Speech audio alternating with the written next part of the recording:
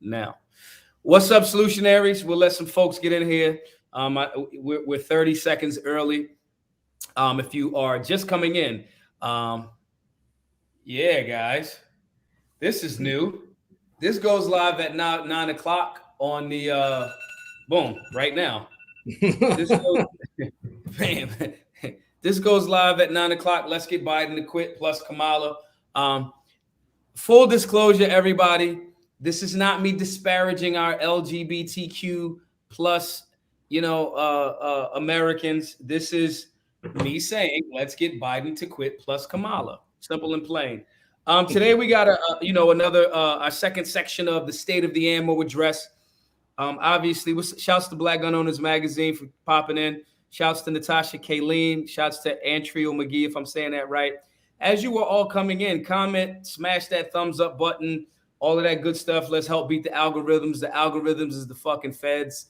They are the opposition to our liberty. They're trying to make sure that we're not really talking about what we're talking about, but help out a bit with all of that. If you have a company or question, donate to the fucking work. All in one, what's up? Tactical Tony, 702, what's up? Devin Taylor, what's up? Rachel D, what's up? Damian from the Bronx, what's up? If you're coming in again, don't be a cheapskate. When you come in, if you have questions, you want to support a company, you want to give a shout, you have questions, please donate to the work with the super chat. We're going to make sure we're giving everybody some love and some energy for those super chats and those questions. All of your donations, all of your super chats will be going to our Black Guns Matter work, and they're going to help me buy more Fenix ammo. Yes, I got to get better at shooting shit. You never know. Maybe I'll start, competing or something like that. You never fucking know out here. You know what I'm saying? So without further ado, we got our good brother Justin from Fenix Ammunition. How you doing there, good sir? I'm good, man. Back in a hotel here in Exeter, New Hampshire.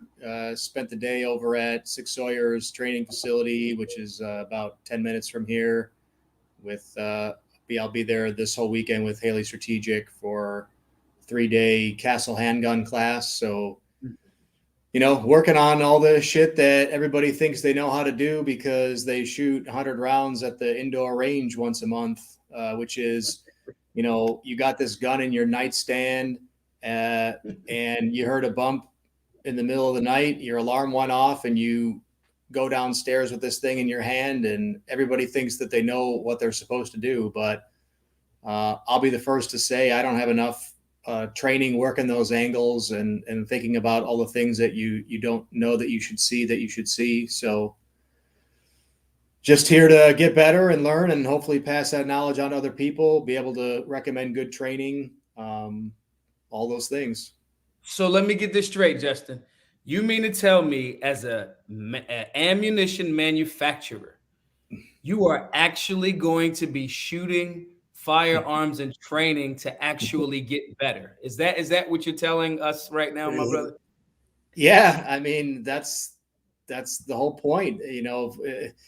Shooting is a learned skill. I mean, I'm a black belt in Brazilian Jiu-Jitsu. I've been doing that for 15 years, and the amount of parallels between that and shooting, I find are so much more. They're incredibly similar. You get better by deliberate practice. Yeah. If you go to the range and look, I sell ammo for a living, so please, by all means, go to the range and just shoot all the ammo that you want.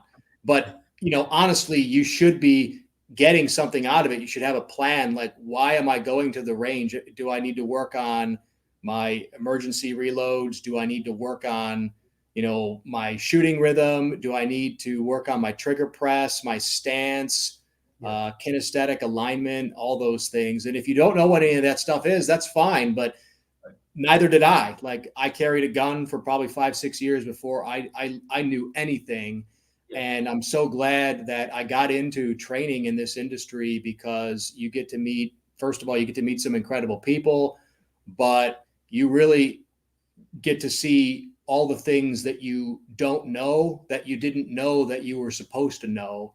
So being able to train alongside somebody like Travis Haley for 3 days and the instructors that he's put together, it's really incredible. I mean, here I am at a shooting class and we didn't shoot a single round for the first 4 hours. We didn't even shoot until after lunch. And you might think that that's a waste of my money, but the classroom hours that we're spending really diving into the details are what makes the difference. And it's about so much more than shooting. It's about life. And, why are you here? Like, everybody's here because they have something more important than themselves that they want to learn how to protect. Like, the reason that you go downstairs with a gun in your hand is because you got a kid, you got a wife, you got a girlfriend, you got a family member, and you care more about their survival than you do your own survival.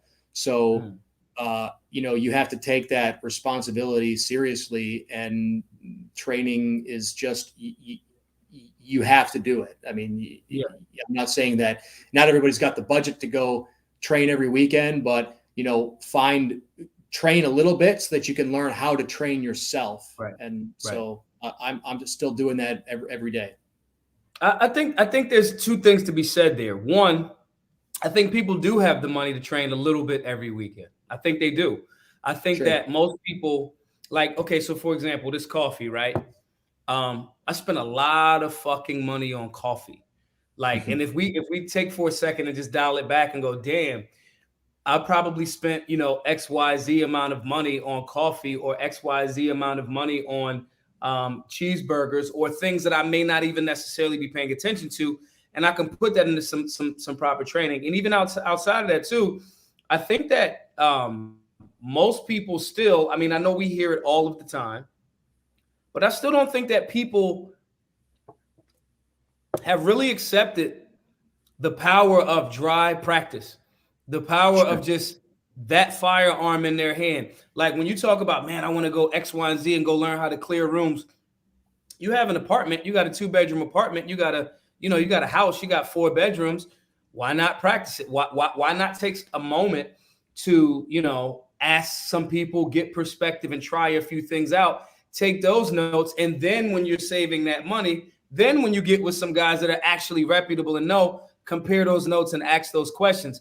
I think sometimes, especially guys that are in the industry, in my experience, the ones that I do know, and I know there's plenty of guys and women that do train as well, but I think a lot of times we tend to relax on, well, I don't have time. My business is, again, if you're just tapping in right now, Justin runs Fenix Ammunition. Safe to say that they've had a busy last year and a half, but yet and still, it's still time to go find time to train.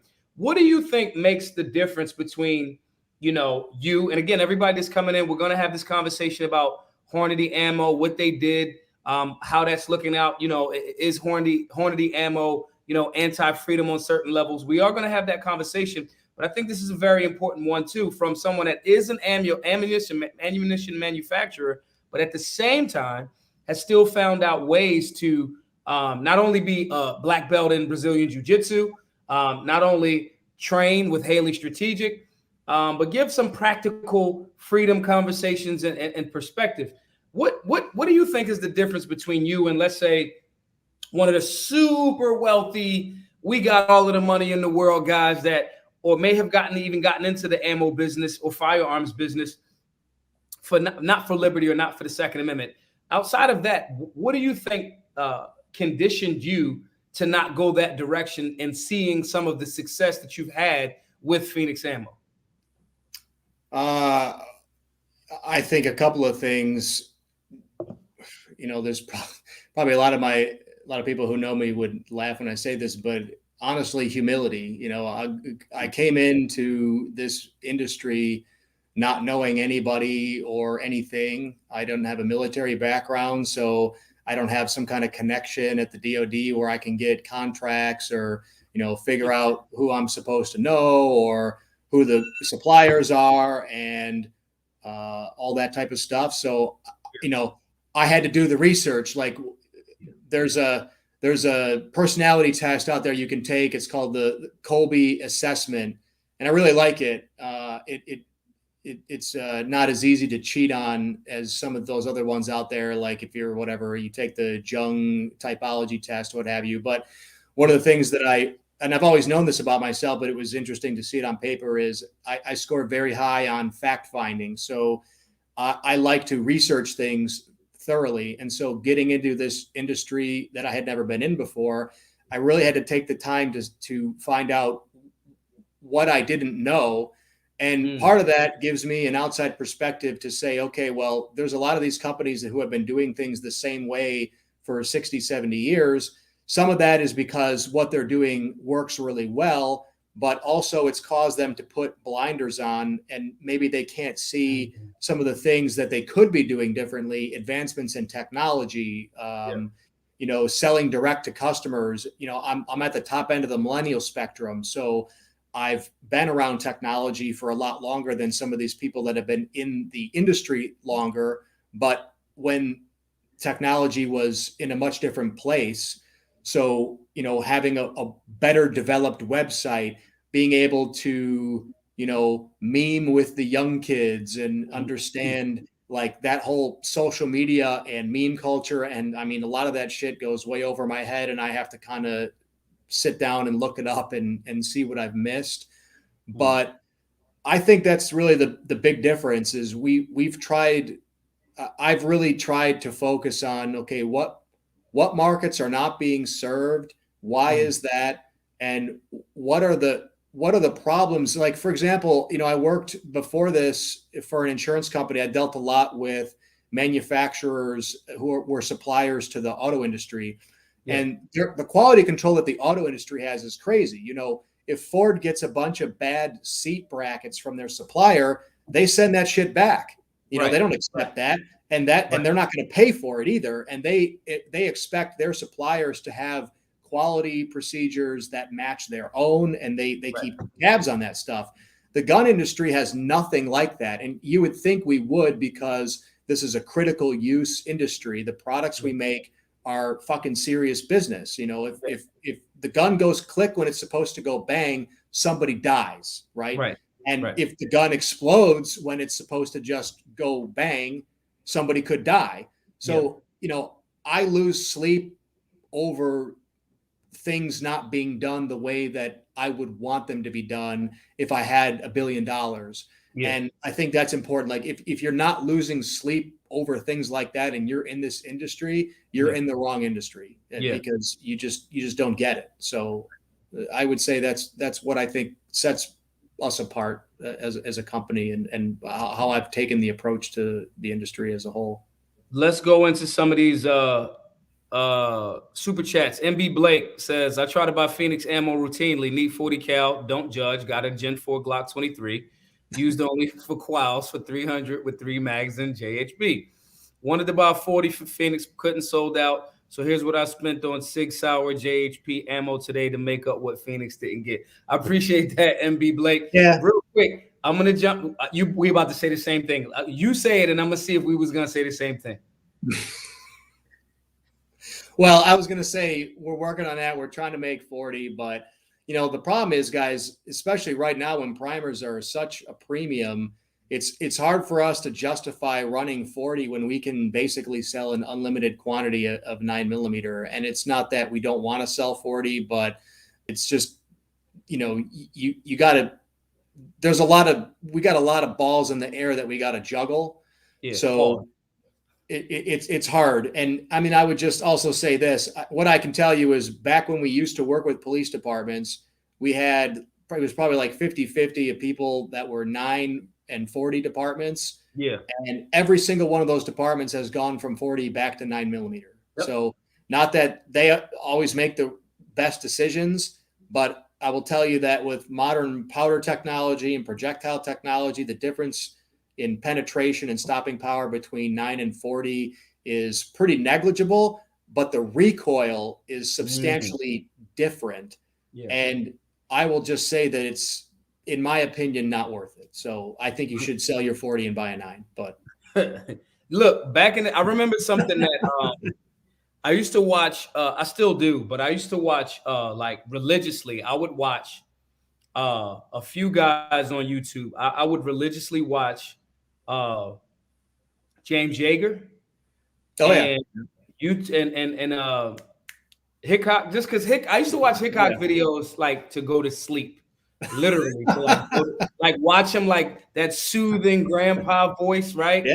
It would be so like it would be like the thing for me. I remember Yeager said, every gun should be a Glock, right? And he was just, and I remember him saying things of that nature and saying how he said it back in the day. And now and what I mean by Glock is a modern, striker fired polymer pistol. Right? And even down to like the 40, it's like, cool. If you like it, cool. But let's be real about what this is. This 9mm, this Glock 19, this striker fired polymer pistol is the direction that everything should be going. Now, mind you, this was a long time ago. Same thing with 9. It's like, listen, bro, you can just like 40, and there's nothing wrong with that. Yeah, nothing wrong. However, when you talk about money spent and accessibility and all of that, that's right. If the price is different, higher, and the recoil is more difficult, when you get the same thing, it makes sense. So I kind of was going the same way. Paul Smith has a question for you. Says, does Justin do any force-on-force training using airsoft weapons with the cost of ammo and the slow supplies, trucker shortage, using all your fight IQ? So I have not trained with airsoft. I will say that I probably will get one. I was talking to the guys at Haley about this today, and I want to do some training inside my own house. Yep. So I'm probably going to set some targets up, and that way I can walk through the scenarios that we're going to go through tomorrow and Sunday in my own house and see the angles from my own perspective. I mean, I've done that dry fire and what have you.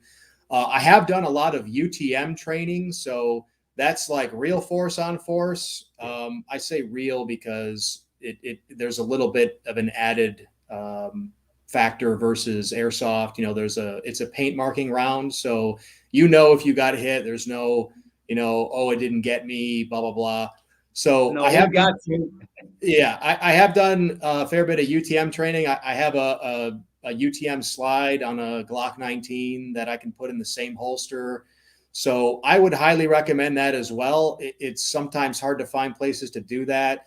There's a facility in Muncie, Ohio called Muncie Threat Assessment Center, MTAC. I've trained there a couple of times. I can highly recommend them. So yeah, if you've never done real force on force training where somebody is shooting back at you and there's a pain penalty involved where you got hit, you learn a lot of things. What you learn is people get shot in the hand all the time, and you might wonder why that's the case, but it's because you tend to shoot at what you're looking at, and when somebody's pointing a gun in your face, you're looking at the gun. So when you draw and shoot, you tend to shoot people in the hand. That's maybe neither good, bad, or otherwise. It's just something that you might not have thought about that you start to see over and over, and you can recognize these patterns. Yeah. And you can also recognize other things, like if you've got a gun in your face, if you think that no matter how many times you practice your draw in the mirror, you've got a sub 1 second draw and fire, you don't have the element of surprise. You're never gonna outdraw a drawn gun. So being able to use the Nike defense, get yourself in a better position, then draw your gun and fire. There's a lot of stuff that you learn doing, force on force, UTM training. I'm a big advocate of that. Yeah, I've taken some of those classes, and you're right, the 100% difference. I literally have, I got hit with a full auto H&K at this facility that I was at, and it was a scenario training. And it was, now we're training for a mass shooter. Mass shooter shit is just complete chaos. Oh, yeah. There's no method. He's not coming in there to like rob the cash register. He's not there to yell at his girlfriend. He's there for complete, absolute carnage. You know what I'm saying? And I got hit with a few, and I'm like, oh shit, like this isn't as, like all of that dry fire practice. And I know even down to certain things like scanning. Yeah, you still know that it's not. That the threat is the paper. The threat is over there. Yeah. You know what I'm saying? It's a difference between immersion and the 100% reality. The only example that I've had of that is that, and I say this all of the time because this is my personal level of combat, and I hope I never experience this shit again. I've been shot at 3 times in real life, and just like having those scenarios, it's like, nah, bro, like. Your isosceles, or your Weaver Like maybe not, bro. Like, you know what I'm saying? Yeah. And so those are real life scenarios, right? Those are real life things that that we got to really address. I want to shift gears and going into the meat and potatoes of tonight's conversation. Hornady ammo. You know, me and Justin, for everybody just coming in again, smash that thumbs up, like button. If you have something that you want to promote, if you have a question or things of that nature, please make sure that you donate towards the work. Again, shouts to MB for that $100 super chat. If you have super chats, or if you just want to promote a liberty-based business, we'll give it a shout. We'll throw it up there. If you got questions, all of the donations or all of the super chats go towards our GoFundMe donations. Hornady, you know, in essence is saying, and I really want you to go into this a little bit more in depth. You know, Justin is actually who sent me the Hornady statement from their leadership. And basically it said like, yo, guys, please fucking get vaccinated. I mean, and it said please, but, you know, I think that please had kind of a different energy behind it. Yeah. I want to talk about, you know, Hornady. Is that freedom? Is Hornady in a different space because they're such a large company? Can Hornady fight back and push back? And again, obviously, guys, we're talking about these jab mandates. You know, with these companies, you know, with OSHA and the federal government telling OSHA, hey, if they got over 100 employees, you got to do X, Y, and Z. And I thought it would be very important for Justin to give his perspective, because for those of you that do not know, you know, the governor over there in Michigan tried to get all of the businesses to shut down a year or so ago. You know, Justin and the guys and staff over there at Fenix got together and said, yo, if we get sick, we'll fucking be adults and like fucking go home and have chicken noodle soup and like hang out at the crib. And if not, we're going to keep fucking working. A major reason and why, you know, you guys have been able to sign up for the Fenix ammo dumps and emails and get a notification if you follow on social media is because they didn't stop working, because they kept going and they defied these so-called mandates. Now, some people could say, well, Hornady's a bigger company, blah, blah, blah, yada, yada, yada. I wanted, you know, Justin to give a perspective of what kind of that letter kind of meant as an ammo manufacturer, as well as is Hornady, from your perspective, doing the right thing, relative right thing, or not? Or are they doing the absolute wrong thing?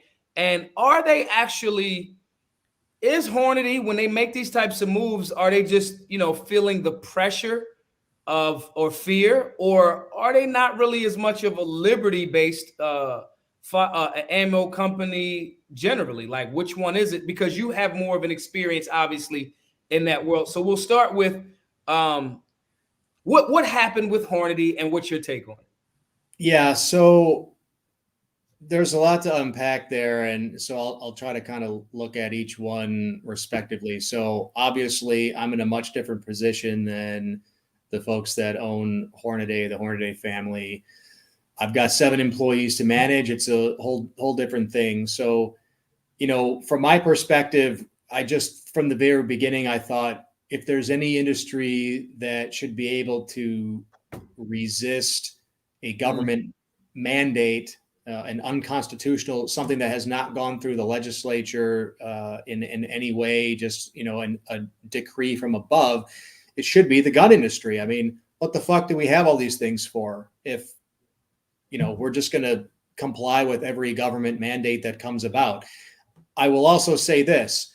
I'm not anti-vaccine in general, right? I'm not vaccinated for COVID. I'll admit that. I don't need it. I'm in the top 0.1% of, you know, the United States in terms of age and health and all these things. I haven't been sick in 3 years plus. So I'm not concerned about it. I'm not worried about it, and I'm not going to take it. It's not harming anybody for me not to do that. We know that it doesn't stop you from passing the infection on to other people. And for anybody that says, oh, it's easy for you to say that, you know, my mom and dad are home right now, sick with COVID, and both of them were fucking vaccinated. So you can't tell me shit about, I don't care about people, or it would be different if it was my family, blah, blah, blah. So just forget all that shit. So getting back to Hornady, the problem is, again, there is no actual mandate. This is just something that Biden said on TV that he probably doesn't even remember he said. Let's be real.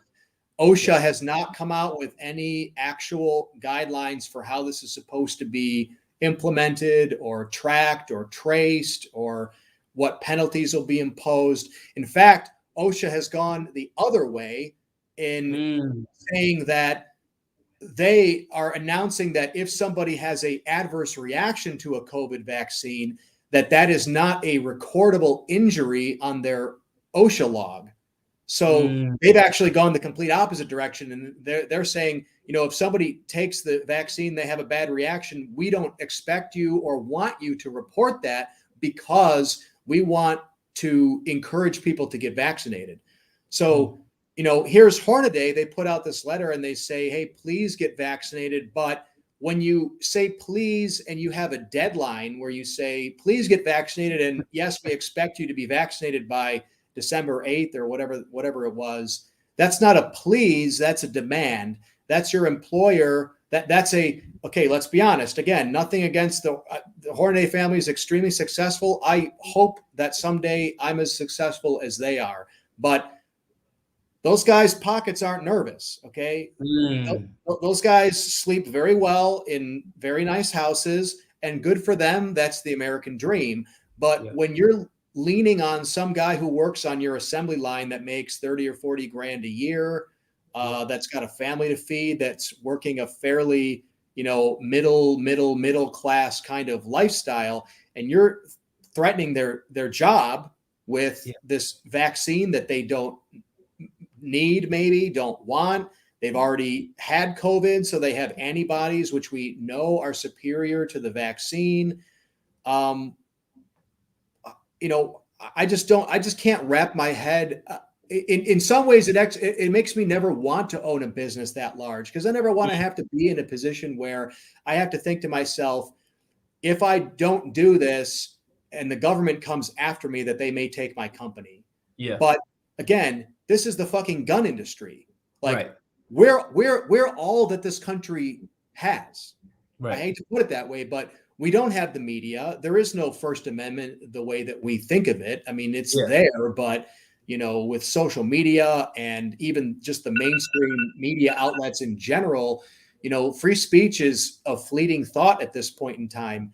And you look at what's going on in Australia, there's your test case. That's what happens when a first world country gives up their firearms. They have no ability to fight back, and the government knows it. And you just slide into this malaise of, complacency and compliance. And so to see Hornady do that, I would expect Federal or Winchester, who are larger than Hornady, to do that. Maybe, sorry, SIG, I'm at your facility, but, somebody that's got like a really big government contract where they're super reliant on government handouts to make their balance sheet look good. I'm sure Hornady does have government contracts, but are they really so much that they can't survive without them? Does Hornady really think that if they make some really specialty round that our military is using, that they've been using for a long time, and Hornady says, you know what, guys, we're not going to do that, okay? And if you make me try to vaccinate all my employees, we're not going to supply this round to the special forces anymore. You're going to have to go find something else. You don't think that that's going to maybe change the minds of the government? Look at the Postal Service is exempt from the vaccine mandate for federal employees. Like, how fucking stupid is that? The mail carriers go door to door carrying things. Like, if those guys get sick, they're fucking patient zero. They infect the entire country. So if there's any government employee that should absolutely 100% be vaccinated, it's post office workers. Why didn't they? Because the government is afraid of post office workers going on strike, making the mail grind to a halt, and throwing the country into turmoil. So or maybe telling some things about, I don't know, elections that they don't want to right, exactly. They're not going to have anybody to stuff the ballots anymore. So it's like, if those guys can do it, we could do it too. We just don't. And we fail to time and time again. Our industry has defeated itself so many fucking times. It drives me crazy. It's like, a weightlifter going up to the bar and, looking at his coach and going, boy, man, that thing looks heavy. Like, well, bro, you're not going to fucking squat that now. Are you serious? Get your ass back there and go visualize the win or something. Like, good Lord, you guys you're giving up before the fight's even started. What is the potential win? Like, okay, I have to ask these questions in the sense of, okay, what do they anticipate gaining from this? Like, we already got the money. We got a legacy of being, we do this ammo thing. We do this gun industry thing. We're successful. What, in essence, and literally doing the opposite of what OSHA is actually saying, right? What extra gains or wins do they actually get? Because I can't really fathom, to your perspective, I don't see it. What is a potential gain that they may get? Is it maybe the good grace of people that already aren't purchasing ammo in the first place because they may be, usually in my experience, people that are on the left, if they're anti-gun, just because you're pro-vaccine, if they're pro-vaccine, they may not be pro-gun. So what is Hornady? What is their end game? What is their thought process of, hey, here's this win that we're gonna get? Man, I honestly don't know. I don't think it's driven by thinking that they have a win. I think it's fear driven. I really do.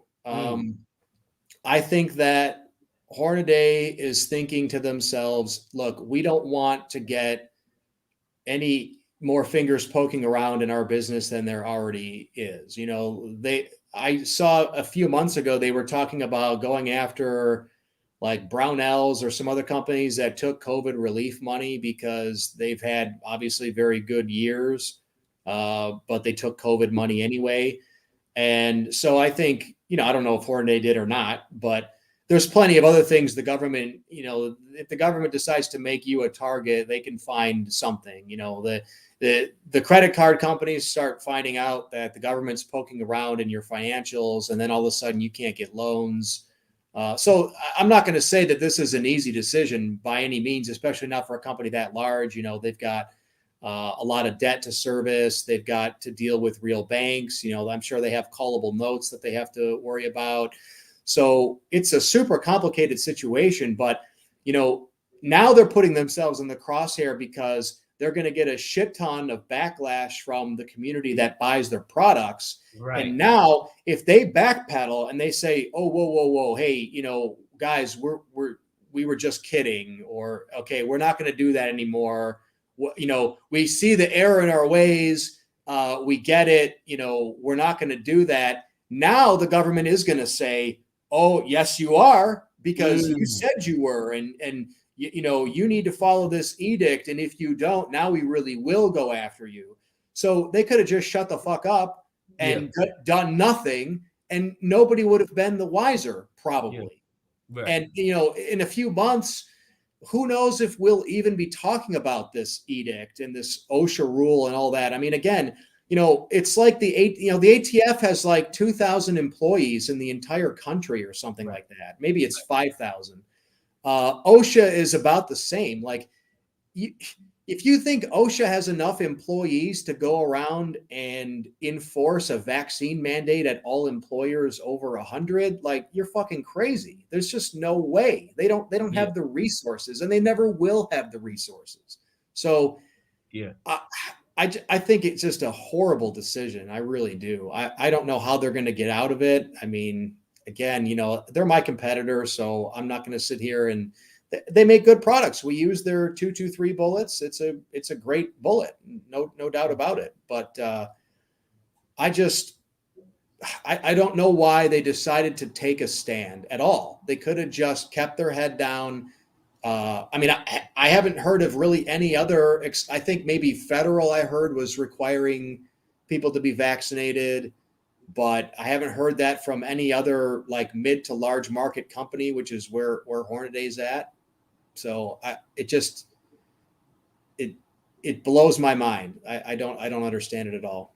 It seems to me as if, you know, when I think about basketball players, some of the greats that come to mind obviously are guys like Kobe Bryant, guys like Kevin Garnett, guys like that came straight from high school. There's a lot of those great guys, or guys that may have done 1 year, right? And I'm saying this because these guys come from, if you take, let's isolate it to Kobe Bryant. If you're 6'5" in high school and you're playing basketball since you were 4, and you're a man among, boys, your high school coach isn't going to make you, hey, you're 6'6", you're now our center in high school. If you're dribbling, you're shooting, he's going to let you do whatever, right?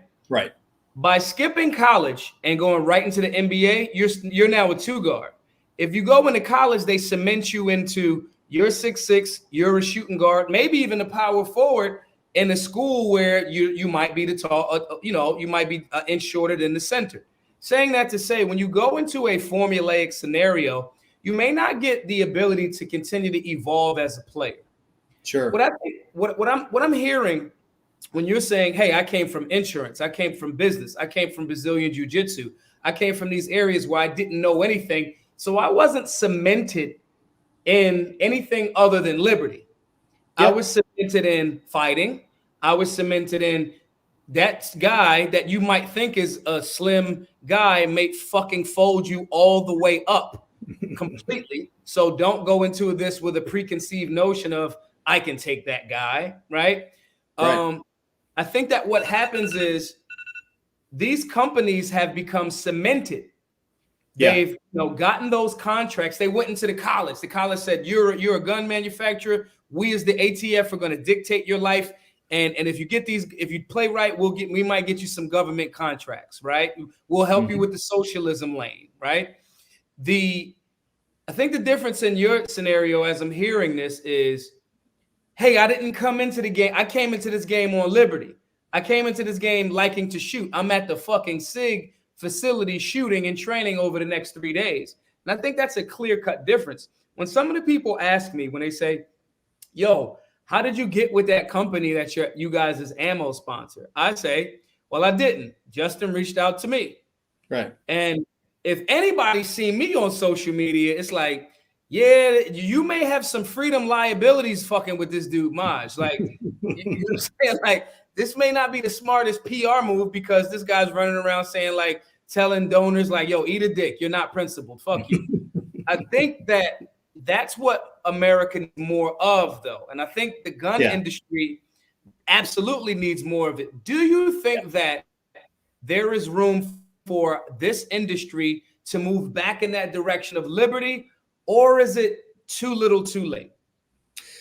Yeah, I think so, but it's not going to come from the big companies, and we know that because it's not, the people really fighting for our freedom aren't the big nonprofit organizations either, like the NRA. It's coming from, like, look at FPC. Okay, those guys put out some funny shit. I mean, they tweet funny stuff. They make good memes. They make pretty funny videos. I mean, I contacted them a couple of weeks ago and I said, hey, I was thinking about doing a promo video for our company, and I wanted to know who did that David Chipman video that you guys did, because it was fucking hilarious. And if it's your in-house person, like, would you care if I hired them like on a 1099 basis just for like one project? Because, like, I don't want it to be a conflict of interest or anything, but I think they did a good job. Like, I laughed at it. And if I laughed at it, then that means this guy's got a pretty sick sense of humor. So that's the kind of guy that I want to talk to. So I think it can happen, but it's going to happen from people that either came into this industry from the outside, or smaller businesses that have a little bit more freedom and liberty to change direction quickly. I mean, like, us, for example, we got into the industry right before the 2016 election when everything was crazy. So we were going to gun shows and we were selling stuff and building the business. And then, Trump wins and the industry fell into the shitter. And I had to look around and say, okay, like, I literally cannot survive to take losses for 4 years waiting for some Democrat to get elected. Like, I got to figure this out. That's how I got into competitive shooting. I went to a 3-gun competition. I looked around, I was like, holy shit, you can run around with a gun in your hand? Like, this is crazy. I've only ever been to indoor ranges before, or, DNR ranges where you can only shoot one round every 5 seconds. Like, this is a whole new world I didn't even know existed. Yeah. And these are the customers I want. These guys are shooting, 1,000 rounds a weekend. This is great. So let's find some products that they need. Let's go talk to them. What do you guys need? Okay, we want really low recoil ammo. It's got to meet these parameters, blah, blah, blah. Okay, let's do it. So we had to change the direction of the company, and that's when I said, okay, we're not selling at gun shows anymore. We're not doing this stuff anymore. We're going to change directions completely. We're going to focus on, building our website, getting in touch directly with customers. We're going to make competition-oriented products. We're going to pare down our caliber lineup. Like, why the fuck are we making 38 special when, I don't even own a revolver. None of these competitors shoot revolvers. Like, let's focus on a niche and let's change directions very quickly. And we were able to do that because we're a small company, and also because I was new and I didn't have all this like sunk cost. Like, that's the problem with a lot of these gun companies, is the sunk cost fallacy. They think, well, we've been doing it this way for 60 years. We can't change now. It's like, no, you can't afford not to change now. You just can't see it. And you're so, you've got an HR department and you've got a marketing department. And, did you ever see Ford versus Ferrari? No. Okay. Great movie. There's a great scene where, Carroll Shelby is talking to Henry Ford, and he's trying to explain why they lost this race. And Carroll says, listen, I was sitting in your waiting room and I watched this envelope that got handed off to like 7 people before it got handed to you. Right. And he's like, listen, when you're building race cars and you're winning races, you can't fucking hand the envelope off to 7 people. Like, you got to have somebody that's got to make the decision. And it's a great scene. And that's when Henry Ford kind of wraps his brain around it. He's like, yeah, you're right. You can't win a race by committee. You got to have the right driver in the car, and you got to have some fucking nut job who's going to build this crazy car. And those guys got to talk to each other, and everybody else get the fuck out of their way. Yeah. And that's the way that I think this industry has got to start moving. Like, you just see it sometimes in these gun designs where you can tell it's like, God, who designed this? Like, I won't call any company out in particular, but everybody kind of knows where I'm going with some of these things. Like you wrote grip zone on the grip. Like, who thought that was a good idea? I mean, what, did you guys actually talk to your customers? Did you, did you just like put this through a couple of focus groups, or like, why didn't you put this gun out on the internet before you sold it? Tweet it out on Twitter, see what people think of it, read the comments, like get some feedback, go to some shooting classes, go train with big name companies and see what they think of it first. It just, some of it, again, I think it's just because it's like steering a big ship, it takes a long time to change directions. And unfortunately, it's going to lead to some of these people making really bad decisions. Again, I don't hope anything evil on Hornady, but in this particular case, I think it was a terrible decision. I mean, and that goes into here's a good segue into it. I think as an industry, we also need to start being more selective on who we support. For example, Hollywood. So you have Alec fucking Baldwin, NDing and killing somebody, negligent homicide. That is what happened yesterday. So all right, so there's so many things around that I'm just like, and I'm glad you brought that up. Real quick, Paul Smith with a $5 super chat. Again, everybody that's coming in, hit the like button, all the thumbs up, whatever one it is. If you want a super chat, ask questions and all of that. I agree with Justin time after time in the gun community hasn't been as freedom oriented. What ways is he going out to change, get minds to freedom? He kind of just answered that again, or I did beforehand. Again, y'all, this wasn't me like going, yo, bro, give me some ammo for free all the time. This was Justin literally reached out to me and said, hey, I think I saw you. Where did I see you?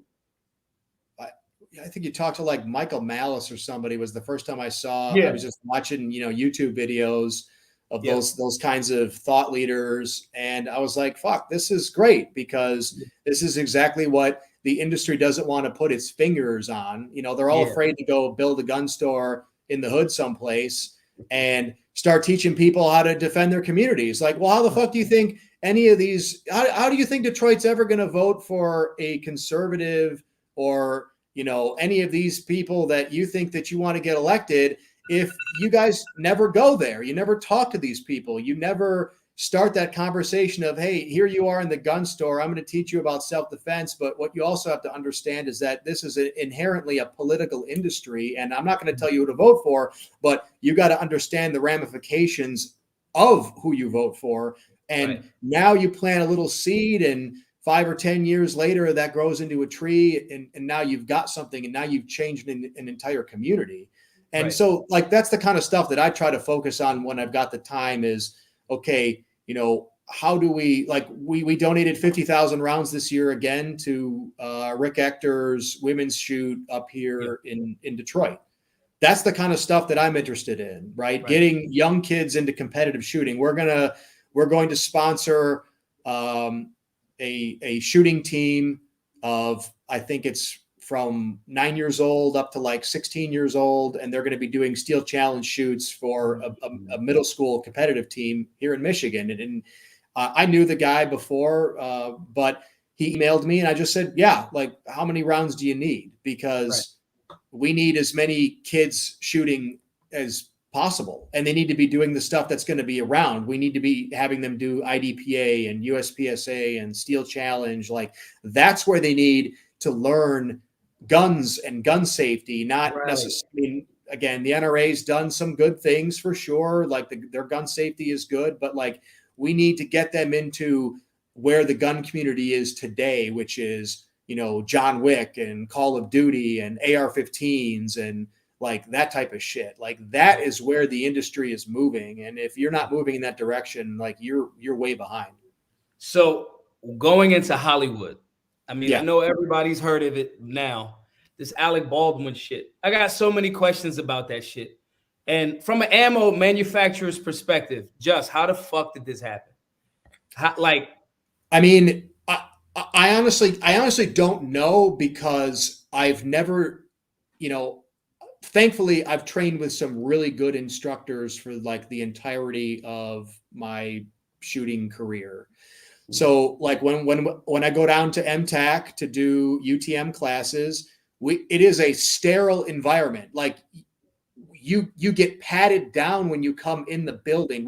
When you come in, there's a locker room area where you put your concealed carry weapon, and then you are literally patted down by an instructor. And if you leave that building and come back in, they pat you down again. Like, there can be no ammunition in the sterile environment, fucking period. And they do that because they had a police not at that facility, but there was a police officer a couple years ago that shot and killed somebody in his department with a live round in a training environment. So it's not like the stuff doesn't happen, but I can't understand how it does happen, especially on a movie set where there's literally no reason at all for there ever to be live ammunition on a movie set. Like, they're not shooting targets, they're shooting movie scenes. So every single, like, I have a UTM Glock slide. UTM specifically manufactures their slides so that a live round cannot be chambered. And even if a live round could somehow be pounded in that chamber, the firing pin is offset so far that it wouldn't even hit the priming pin. So this is a failure of every single person that had anything to do with that movie. And everybody that's trying to say, well, Alec Baldwin was just an actor, he wasn't involved. Well, he touched the fucking gun. Right. And he's the fucking producer. So yeah, he is responsible. He hired the armorer that prepared those guns, and he picked it up. And this is the problem with Hollywood is, they all hate us. They think we're stupid. They think that, we're all a bunch of knuckle dragging Neanderthal idiots. And so they don't listen to us when we have important things to say, such as, hey, dumb fuck, there's 4 rules of firearm safety. The first one is you don't point a fucking gun at somebody, and all guns are loaded, and keep your finger off the fucking trigger, and know your target's foreground and background. Like, this is basic shit. Right. And this guy, this millionaire actor who thinks he's smarter than everybody, doesn't know anything. And, they won't reach out to us for the good kind of consulting, but our industry will whore itself out to get their gun in the latest movie because they want the eyeballs on that gun, and they know that it's going to sell guns. But we don't have the fucking balls to say, you know what? You had an ND on your set. I will never provide a firearm to anybody that has anything to do with Alec Baldwin or any of his producers or any of the people that were involved in that set. And until we're able to do that, there was so many things we'll never get anywhere. Yeah. There was so many things wrong with that scenario. And initially, my first thought was, okay, I gave Alec Baldwin he's an airhead. He doesn't even know the rules. I gave it that first. But then I'm like, well, and the reason why I initially did that, because I'm like, well, maybe he shot somebody in the actual scene. The scene calls for him to shoot the person. And I'm like, all right, well, and then I'm like, well, it's not a fucking actor that he shot. It's not. It's a cinematographer and this. And I'm like, well, damn. Well, how'd that happen? And then I'm like, well, wait. So how was there actually even a live round there? It was so many failures on so many different levels. And there are guys. Shouts to Buck Doyle. Buck has worked with The Rock. I know he did a lot of the consulting for this new movie that Michael B. Jordan's on Amazon Prime. I forget the name of the movie. But Buck Doyle, he's military experience. He's over there in, I think, Teasdale, Utah. I'm taking a class over there in a couple of months. But anywho, he's actually on set in Hollywood. Again, he's done stuff with The Rock and all of this other stuff. So we've made ourselves available because we're like, hey, Hollywood, you're stupid. We know that you're stupid, but okay, we're here to help you. So these things exist. There had to be several levels of breakdown for that to happen. And I mean, it's almost like I had to wait until we had this discussion tonight because I can't fathom how you can make that level of mistake. I used to say the same thing about when, to that point that you made about the other movie, when like Gucci or like some company, even boom, gun company. I have a few Noveske rifles, right? Sure. Now, if you're not a gun person, I'm not a gun person. I'm a Liberty dude, but I know what Noveske is. When they came out with like the Ghetto Blaster, I was like, this is the dumbest shit ever. Why would you fucking name this, right? And I was just like, yeah, this is dumb, guys. This is really stupid. Same thing with Gucci when they had the mock turtleneck with the big red, and I'm just like, yo, this is either outrage marketing to like get people to talk about it, or you guys are really like, this had to go through a fucking chain of command.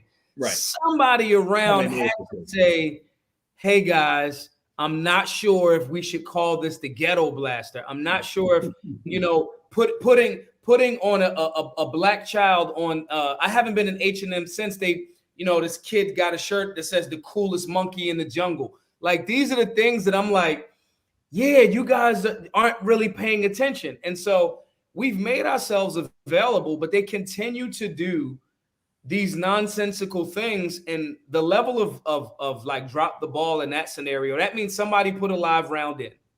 That means nobody knew the actual safety rules.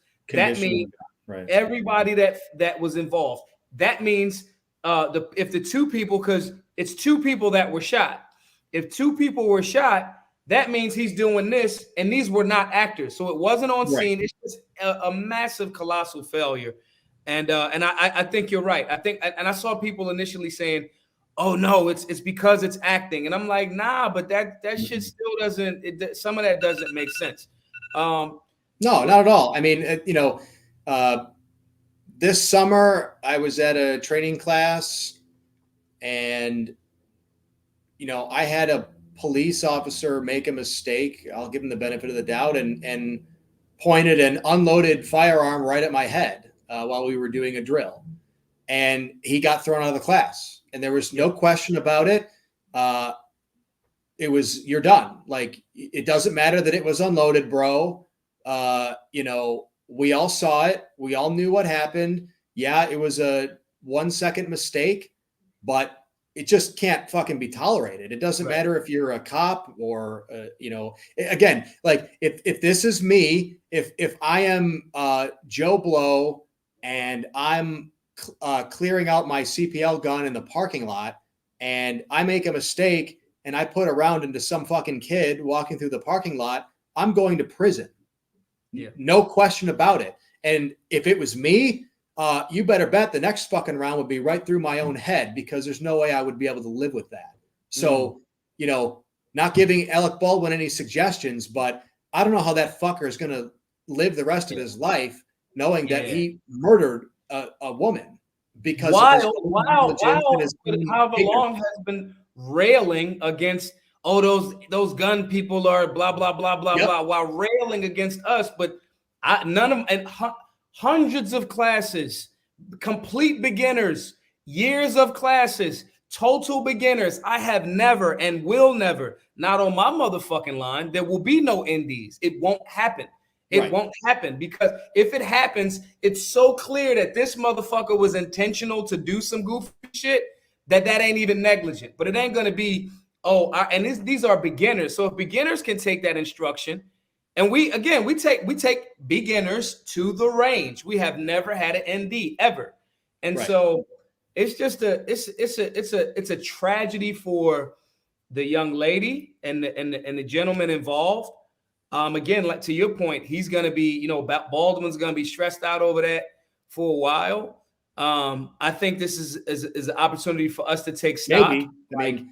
I think some of those Hollywood people are borderline sociopathic. So I'm not actually sure. I think his ego is such that he has already convinced himself that it wasn't his fault. And I'm not actually sure he will lose any sleep about it. And so, kind of coming full circle, that leads me back to, okay, we know these Hollywood people are terrible people.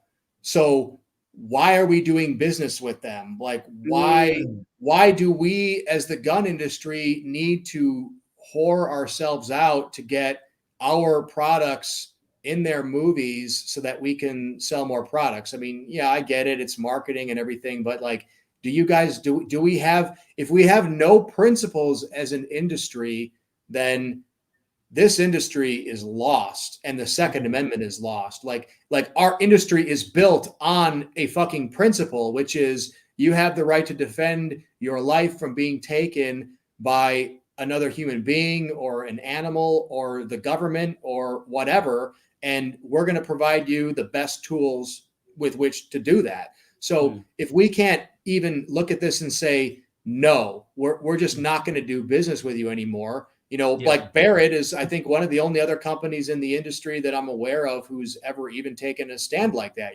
Barrett won't sell 50 cal rifles to police departments in California or New York because private citizens aren't allowed to own them there. And so they said, fuck you. We're not going to sell to you something that you wouldn't trust your citizens to own. Right. So, but this industry, we have that problem in a lot of ways. There's instructors, that's a whole nother problem. There's a lot of very ego-driven instructors who are happy to yell and scream at their students and, talk about how hard their classes are and what their failure rate is like. And, 50% of the people who take this class fail. It's like, okay, well, what does that say about you as an instructor? That 50% of the people who take the class aren't absorbing enough of your material that they can pass your class. Like that tells me you're a fucking terrible instructor. But can you imagine like a school teacher, like, 50% of my fucking kids never graduate. Exactly. Like what, I've never heard an instructor say that. Travis Haley didn't say that today. Trek at MDFI has always said, if a student fails a piece of instruction in my class, it is a reflection upon me as an instructor. And he, his safety briefing is very detailed for a reason. And he says that, if there's an ND in this class, that is a failure of me as an instructor, because what it says is that I have not instilled the principles and the critical importance of safety enough that you took it seriously. And yeah, you might be a total fucking idiot, but I'm the real idiot because A, I didn't recognize that you were an idiot, and B, I didn't find a way to reach you and to make this sink into your brain. Yeah. So, I mean, we're kind of spanning a lot of different topics here, but I've had that on my mind all day, training, just thinking about Alec Baldwin and what's going on with Hornady. And then here I am in this like great training environment with guys that are just, phenomenal instructors, talking about more than just the gun in your hand, the decision-making process. Like that's what we have to be about we're in the gun industry, but we're in the decision-making industry. Like all the whiz bang guns and ammo and all this bullshit doesn't make a difference if you make the wrong decision at the wrong time, or the right decision at the wrong time, or the wrong decision at the right time. Right. So, I mean, I hate to be like a Debbie Downer, but I think we really have to do some work as an industry from a lot of different angles. We got to get better at holding ourselves to better standards, but we got to get better at really knowing and stating what our principles are and sticking to them. And, unfortunately, this is the Second Amendment is inherently political. It's been, it shouldn't be, but it has become that way, and it will never be any different. So we have to stop being afraid to take a stand. Yeah. Like we should be with Hollywood, like we should be with, not complying with unconstitutional mandates. We have to take the same tack that all these guys who are willing to put themselves in jail to grow a couple of fucking pot plants in their closet put themselves in 20 or 30 years ago. And I said this at the Second Amendment march up here in Michigan, a month and a half ago, I think it was. I said, a lot of you guys here are pretty conservative, kind of boomers. I'm sure some of you don't get it, but as much as you make fun of Cheech and Chong, those motherfuckers got it done. Guess what? Yeah. There's legal weed in Michigan now. Yeah. It's legal in 30 states or something. How many states have decriminalized the ownership of suppressors? Fucking zero, right? So we can make fun of those guys all you want. It might not be your thing. You might think it's stupid. That's great, but we should be looking at what they did and modeling what we do based on the approach that they took, which is I'm not going to let the government tell me what I can't smoke or put in my body, and I'm willing to go to jail. And hopefully someday I'll get out. But at the very least, I'll pave a path for somebody else in my stead to make further strides. Yeah, 100%. That's a perfect spot to end it, my brother. So everybody, I want to make sure we're going to save this. We are going to, everybody thumbs up, phoenixammunition.com. Everybody, this is Justin. I think, again, you got to make sure that you're supporting companies that are in alignment with that principle, that are maintaining a standard, and again, this is not just something that Justin and the team and the guys over at Fenix Ammo is just saying. When the police came and said, hey, you got to shut down, hey, we're going to give you this fine, they decided to say, no, thank you. We're not going to sell you any ammo if you're going to be the guys coming to, in essence, put us out of business. So I think when we got people that's walking it, they don't really have time to talk it as much, because what we walk is what we talk. Right. So I appreciate you, my brother. Any last few words you want to say to the folk before we get out of here? No, actually, I might be testifying in front of the Michigan legislature in a week. The NSSF wanted me to address just that. They're trying to pass a bill to classify gun companies and gun ranges as an essential industry so that we can't get shut down, in the next pandemic. And, I'm thinking about it. But I honestly, if I do it, what I'm probably going to say is, hey, listen, I'm here to support this bill, but just understand that I actually don't fucking care if it passes or not, because I'm not going to close my business anyway. So like, This is all a little, dog and pony show here, but just understand I didn't close the first time. I'm sure as fuck not going to close the second time. And, if that's worth it for me to put a target on my back to do it, we'll see. But we got to get, like I've said, a community. The definition of a community is a group of people that have shared values and shared morals. And if we don't have those, we're not a community. So we as the gun industry, gun owners, whatever we are, because I really don't think we are a community at this point, we have to become one. And we're not going to do that unless we can coalesce around a similar mindset. And like, this should have been a fucking slam dunk for Hornady. And they just shit the bed. And it's really disappointing. 100%. FenixAmmunition.com, folks. GoFundMe.com/Black Guns Matter. Share this. Share it all over the place. Y'all know we censored heavily. It's YouTube. It's Google. They got a compound. We don't have a compound. We got to get a fucking compound. Mr. William Scott says FPC had it right. Fuck you. No, 100%. That's our motto. FenixAmmunition.com, everybody. Justin, I'm going to be hitting you up for something in a little bit, just because, No I appreciate you, my man. Have fun training this weekend. Be awesome. Continue to be awesome. Love, positive energy to the Fenix Ammunition family. Will do. See ya. All right. Peace.